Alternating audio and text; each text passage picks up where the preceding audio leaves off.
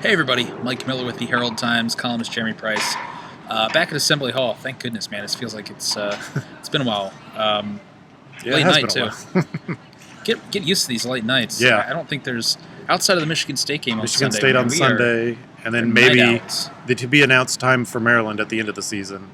And other than that, it's late night every night. Late night at the Hall. Hey, this was fun though. This was the loudest crowd of the season, the most invested crowd of the season. They were actually. I got here about about 7 o'clock tonight, parking right outside the south entrance, and the GA line for students was honestly halfway through the parking lot, almost all the way toward 17th Street. Yeah. There was a serious buzz about this game all week, and it lived up to expectations, especially on Indiana's end.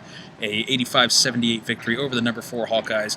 A seriously important win for this Indiana team, especially coming off that loss Saturday at Penn State. It vaults Indiana right back into first place in the Big Ten. They're in a 3-way tie with Iowa and Maryland. They're right back in that conference championship conversation that they were heading into Penn State. And this was, once again, a game that kind of showcased both, I think, versatility of Indiana and also, maybe most importantly, some of the depth. Yeah, and we said coming into this that this was a virtual must-win for Indiana in terms of the Big Ten race, of course, and just for a significant win.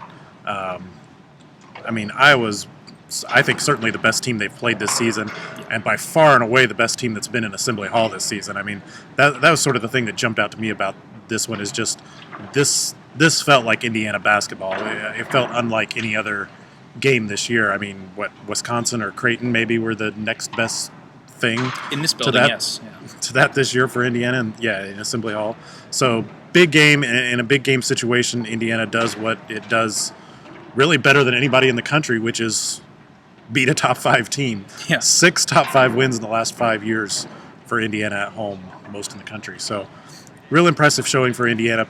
Puts them back in the conversation that we were having last week, and sort of, like you said, I mean, it showcases the ability of this team, but I think probably the last week, as much as anything, has showcased sort of the volatility of this team, because they can be really good and they can be really bad, sometimes within the same game, which sort of happened tonight, really, yes. As Indiana races out to a 16-point lead, lets it all get away, fall behind by 4, and then pushes back out to, 9, I think, was as much as it got there in the final minutes before things got real interesting in the final minute. Yeah, this was, and it came from all different directions too. There wasn't, it didn't have that one runaway offensive performance from Indiana. It was 5 different guys scoring in double figures, led by 14 from Yogi Ferrell. Troy Williams actually finished with 13 points, along with Robert Johnson also had 13. Man, what an up and down seesaw night for Troy Williams. Yeah. I feel like we've said that quite often this season. He starts the second half with 2 turnovers in the first 2 minutes. Well, back up for a second. Indiana had a 45-38 halftime lead. Iowa scores the first 7 points in the second half. Due partially in part for a poor shot from Troy Williams, a 3-pointer that probably shouldn't have been taken, and then 2 turnovers. It was flip the switch. Bad Troy all of a sudden. He sat on the bench. But then again, there he was, lifting up some tip-ins. He had some decent plays on the other end. I mean, it was classic seesaw Troy, but some of the better moments were moments that actually kept Indiana afloat when they needed it most. Yeah, the nice thing to see was the way he responded to the benching, if you will, in that when he came back in, he was still aggressive and attacking, but he wasn't making the poor decisions and forcing things with the ball like he was before. He was attacking when the opportunity was there. He was active on the glass. We said he needed to be big on the glass tonight.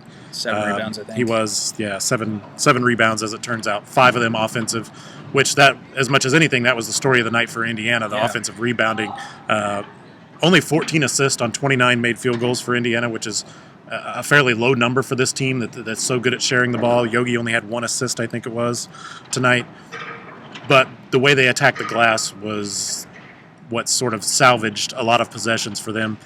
And the fact that they did this with limited minutes from Thomas Bryant, who seemingly was picking up a foul about every 30 seconds he was in the game tonight, speaks a little bit to the balance and the depth of this team. And I thought that was huge, the way they handled it, and credit Max Bielfeldt a lot for helping weather that storm, really. I mean, he was huge off the bench against Utah and Woodbury inside.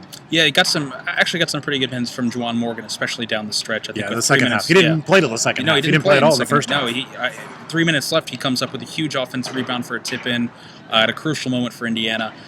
Really, the ability to dip into the end of the bench. We've talked about OG Anunoby countless times this season.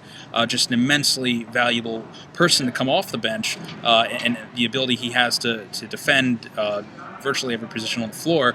But the ability to dip in deep to the bench, bring out a Juwan Morgan, and even tonight, early in the first half, midway through the first half, Tom Crean goes with Harrison Nego, and it's like you could see the development for Nego within this game. We've seen some important minutes, some valuable minutes from Nego in the past, but you really saw it in this game too. There was at one point a shot clock violation where he wasn't aware of the clock, didn't take a shot, and the clock expires.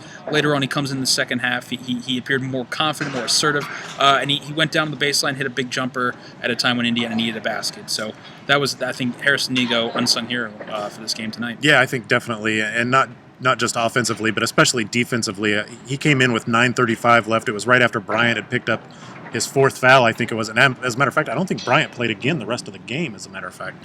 But Niego came in, gave Yogi Ferrell a blow, which Tom Crean talked to post-game about. Yogi just kind of needed a rest. He was sort of forcing things, not hitting his shots, made a bad pass right before that, just kind of needed a rest. And Niego came in and not only made the big shot, but started hounding Mike Gazelle at the other end, forced a turnover his first possession after making that baseline jumper. IU goes down, ties the game at 60.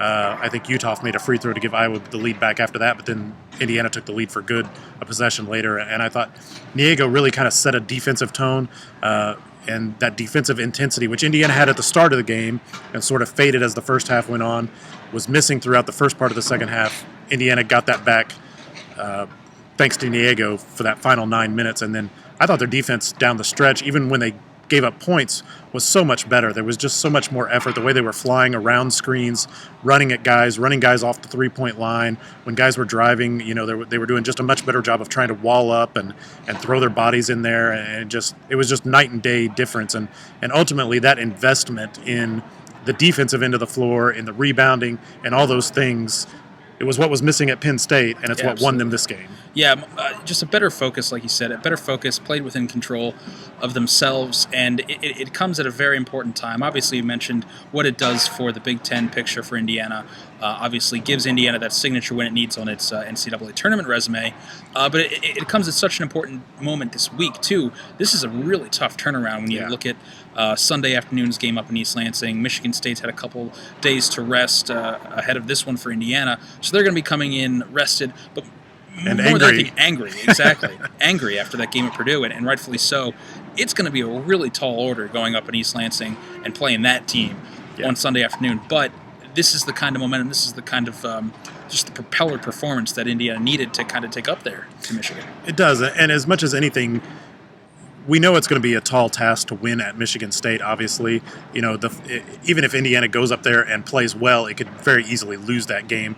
I don't think that would be a big surprise, but I think the big thing is that winning a game like this, again, more so that, the Michigan game was big and the big run was huge and just sort of how they dominated that game on the road was big. But this against a top-level team, a top-5 team, and Iowa is legitimately a top-5 team. I mean, I think this team is really, really good. By far the best team Fran McCaffrey's had there so far.